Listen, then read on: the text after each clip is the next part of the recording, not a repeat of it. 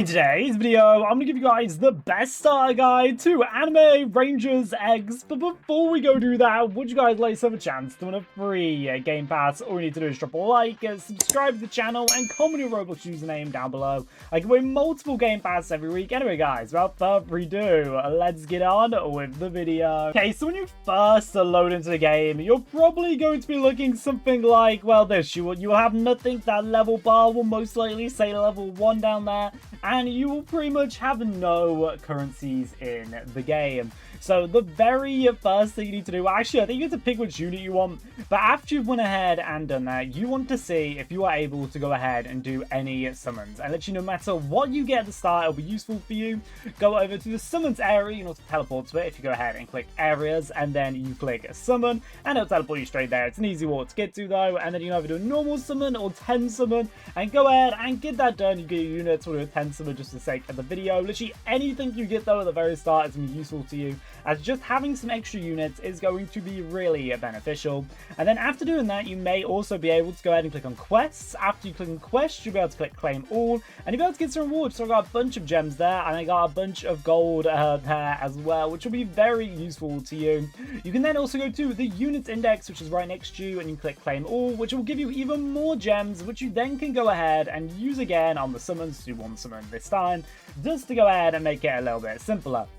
After you've went and done that, make sure you then equip your units. You want to equip the best ones you have, but it's pretty much anything you've got at that point in the game. And then after doing that, you want to go to stats in the bottom left hand corner of the screen. Now you'll probably start off with, I think it's about 500 yen capacity, 200 tower health, maybe even 100 tower health, and then yen generation is also very low. The main thing in this game you want to focus on is getting your maximum yen up. So if you do have any coins to support part, if you do not, don't worry about it. You go ahead and upgrade it later on. But if you do have any coins this, you can upgrade that, and they'll help you get some more expensive units down and get more units. Then you want to click on play.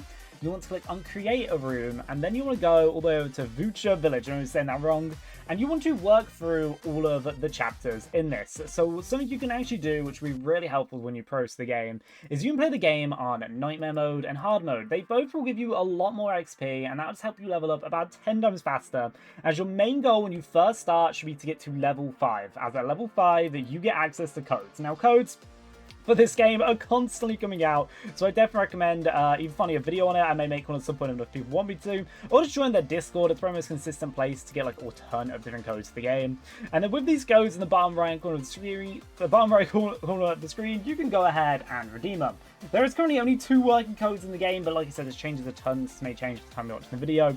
One is 100k CCU. You redeem this code there, and it says I've already redeemed it, but that's proof it's a working code. And then the other code is Easter egg 2025, and this will get you a bunch more free stuff, which will give you more gems, more coins, and you can also go to the Easter area and you can buy some of these eggs, or you can get some other stuff. Honestly, the only thing I'd probably go for is the egg, as you're a 2.5% chance to get a crazy unit. You can also get some gems, which will help you out with the start, and some gold, which is really useful. I'll open 1 egg to go ahead and improve for this. Of course, you are later in the game, I wouldn't recommend going for eggs, but we'll talk about that later part. So for this though, you go use your egg there, and hey, some coins at the start will be very useful. You can then go ahead and get your stats upgraded again. You also, every hour, at least at the current time of the update, you can redeem an hourly egg, or you can open an hourly egg. Every time I've done this, it's had 50 of the tokens in. I'm not sure it's always 50 tokens, but hey, it's worth doing. Then the shop's actually, no, the shop's just there. You go to the shop and you can buy an egg capsule if you want to, but this is something you should worry too much about, as it is very luck based. Equally, you could save up and just go for some other stuff, which brings us on to the next thing in the game. When you're level 5, you'll probably have started to actually progress a decent amount through the game, or at least you'll be at the start where you're understanding how things work. So other than just summoning units and going ahead and obtaining more units, you can actually go ahead and spin traits on units. How to do this? You go to areas, and then you can click on traits. And now traits can make your units a lot stronger, like actually a stupid amount stronger. Let me show you guys one of my traits, which is the best trait in the game. It's actually the Sovereign trait, which is 0.1% chance. And yeah, it's just very, it's actually a 0.01% chance. Very broken. It gives you 300% more damage, 300% more HP, and a 15% range. It also put the cap to 1, but honestly, them stats are crazy. You can get some worse traits, or at least these ones will be considered worse. They are still also kind of some decent traits, though. We'll roll a trait on this right now, and you can roll your traits. Sometimes it's just as simple as 5 HP. Other times it can be range. More HP ones, there's a bunch of different ones you can get. There's ones that literally vary a ton, and honestly, getting any of the traits lower at the end is much better. Any of these are crazy good. The gold ones also at start can be pretty useful to you, and they'll make your units stronger. You can also make them even stronger yet again by going over to stats potential. Now, with stats potential, you can reroll every single stat on your unit if you want. Be aware the higher the worthiness, the easier it is to get better stuff. And this will use these things here if you reroll all. And as you see, wow, that's a pretty good reroll. And it's made them S+, S, C. I think this one will go down. So if you do manage to get a good set of stats of this, and this is really good, you can then use the other stat rolls. You have the single ones, and you can just reroll the bad stats. Instead of having to go ahead and reroll the whole thing, you reroll the bad one. And now we have nearly a full SS unit. It doesn't have an A there, it doesn't S minuses. If you're not sure of course of stats work, the lowest you can get is C-, and then it can go all the way up to O+ at the very highest, which is insanely rare. Honestly though, to begin with, anything about A or S will be really good for you. Of course, the pluses are better than the minuses. That is quite self-explanatory there to begin with.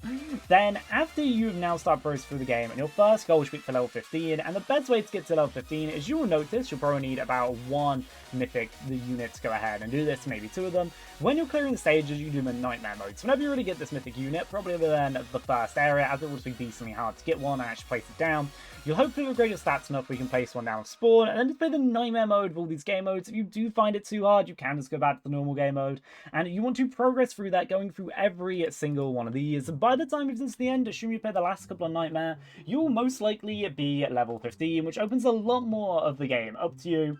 Honestly though, a lot of this content, such as the Easter event, will be impossible for you to play, so you again need to focus on getting your units even stronger. Now, there's a few other ways to get units stronger, but this is definitely for later game people, and it can be quite expensive to do, and you can obtain these things from the challenge area over here. There's other ways to obtain them, such as buying them in the shop, but the challenges are something I definitely recommend doing after you've beaten the story. We have a chance of either getting a Dr. Mega, Stat Kijin gear, and you can also go ahead and get a Cursed Arm. What Dr. Mega could go ahead and do is he can help you increase the level of your units. So if we go over here, every unit has a max level of 50 to begin with. If you use a Dr. Mega, you can go ahead and increase that. So now I've changed that up to 55. It won't be a massive jump, but it'll be a decent one. He's quite hard to get, but hey, I would definitely consider him being worth it. Then work on leveling up your unit to make them even stronger. You can also up here apply curses to your units. Now, curses are a little bit of an L and a little bit of a W. They can either make your units a lot stronger or a lot weaker. Some curses have that benefit, so I'll show you some beneficial curses. These aren't the best ones you can get, but they're decent ones. I actually don't know what the best is, but hey, something like this, if it's green, it means it's good.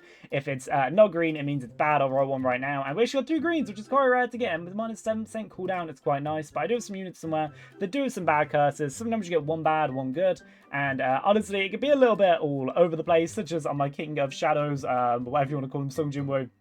We had some pretty bad ones there. So if you are doing curse rolls, I'd make sure to have multiple on them with you, so you just don't end up just making yourself a lot weaker in the game. Other than that, I feel like we've covered most things in the game. Of course, you do manage it to the end. You start doing the Easter event, which is the best thing to grind right now, purely because you do get the cosmetic. Cosmetics are another massive thing to go into, and I won't go into them in this video, as well, they're definitely not cosmetics, actually equipment, and they can make your units, again, 1,000 times stronger. But that'll probably be in a whole separate video. Anyway, guys, if you did enjoy this video, consider dropping a like and subscribe to the channel. I've tried to make it as action-packed as possible for you guys, and I'm going to focus on improving myself in this game, so I'll probably be posting a bunch more videos on it as I'm enjoying playing it a ton. Anyway, guys, if you enjoyed this video, watch the other video, and I'll see you in the next one. Have a good one. Bye!